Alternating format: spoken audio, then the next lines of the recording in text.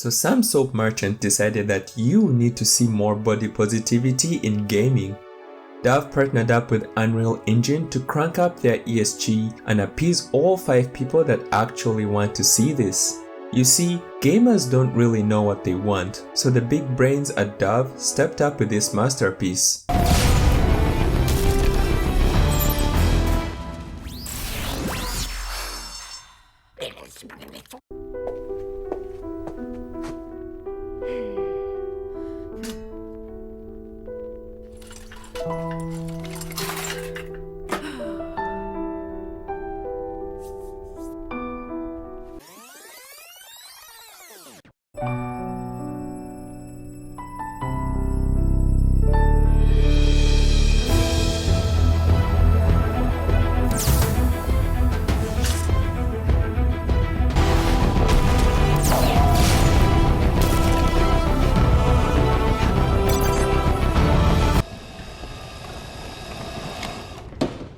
How about new? Dove Global VP Leandro Barreto asserted, quote, Dove believes that beauty should be a source of confidence, not anxiety, in every aspect of life, both real and virtual. Although the games industry has made significant strides to become more inclusive, progress needs to be accelerated to challenge the narrow definitions of beauty still visible in the virtual world. Dove goes on to say, quote, so often, female characters in games play into narrow, stereotypical representations of beauty or are heavily sexualized, and it's affecting women and girls' self-esteem. There are thousands of skins available to choose from. But finally, one that looks like mine. Why? Imagine basing your self-esteem on virtual characters or being so stuck in your own head that video game character design must bend under the weight of your self-image issues. By this logic, the buff depictions of heroes like Kratos are only highly approved because this is the physique of the average male gamer.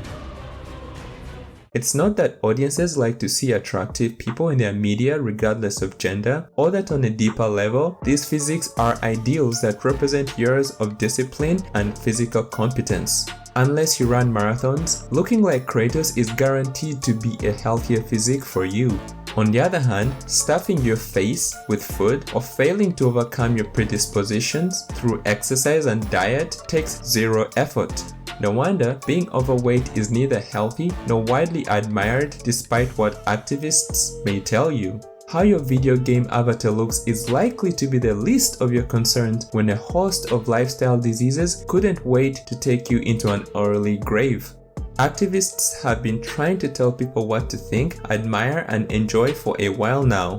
Because when you start learning about systems, everything is sexist, everything is racist, everything is homophobic. The Dove ad is simply the latest in a long history of campaigns admonishing audiences for preferring attractive physiques, blaming their preference on sexism, although both men and women are drawn to attractive people. To no one's surprise, except activists, more women showed up to see a shirtless Jason Momoa as Aquaman than did Brie Larson as Captain Marvel, even though the latter is supposed to represent them.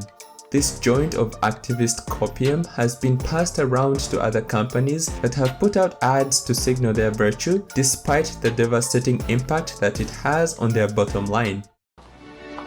Here's a little known fact. Women were among the very first to brew beer ever. From Mesopotamia to the Middle Ages to colonial America, women were the ones doing the brewing. Centuries later, how did the industry pay homage to the founding mothers of beer? They put us in bikinis. Wow. Here's to women, because without us, there would be no beer. Why would you do that? Why would you do any of that? Lest we forget the gem that sunk an entire entertainment network. I actually want to talk about something so much more important than Red Dead Online. Sexism in gaming. In joining G4, I was ecstatic to be part of something that I grew up watching as a child. But every time G4 is brought up in various channels, even in this YouTube channel, we have the chat in front of us. I can see you. Without a doubt, there will be backlash because I'm not as bangable as the previous hosts. Women do not exist to be nice on the eyes for you. Morgan Webb Olivia Munn did not exist to be nice on the eyes for you. Hey, she cooking, y'all. And that's just obvious sexism. So maybe for 2022, we be a bit nicer, a bit more self-reflective, and we enjoy the fact that people are working hard to make free content for you. If you don't like it, don't watch it. Peace.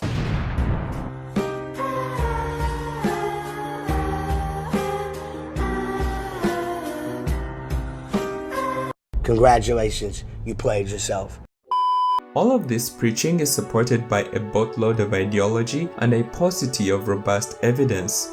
We've all heard slogans like "diversity is our strength," only focusing on superficial qualities like race, gender, and sexuality, but never reporting long-term improvement in the bottom line. Or surveys like this one from Dove, conducted by motivated activists that rarely reveal their methods or limitations. Time and again, these claims have been decimated by researchers who have debunked tenuous links between video games and violence, sexism, and body image issues. Ultimately, in entertainment, the will of the market always shines through in the end. If there is true demand for overweight video game characters, Lara Croft will be replaced by Lara Croft, and Kratos will pass on his mantle to Diabetes. Otherwise, everyone will be better served if corporations abandoned body positivity activism and Dove Cynthia gravitated positively towards salad. YouTube is on a bit of a demonetization spree, and the relentless critic has not been spared. This channel has joined a list of channels that have recently felt the wrath of our overlords at YouTube without warning. First time. I will appeal and provide an update as soon as I can. In the meantime, if you like what you see here, please consider joining the Relentless Critic on Rumble and joining my Locals community. This is an alternative to Patreon where you can support the channel and join the Relentless chat. I'm working on a Discord and will share that as soon as it is set up. You stay tuned and stay cool.